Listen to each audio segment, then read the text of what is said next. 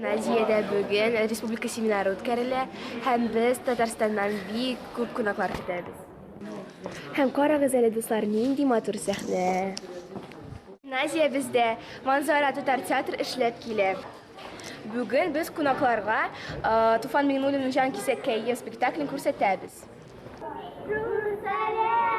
Mana biz hazır boshlaymiz.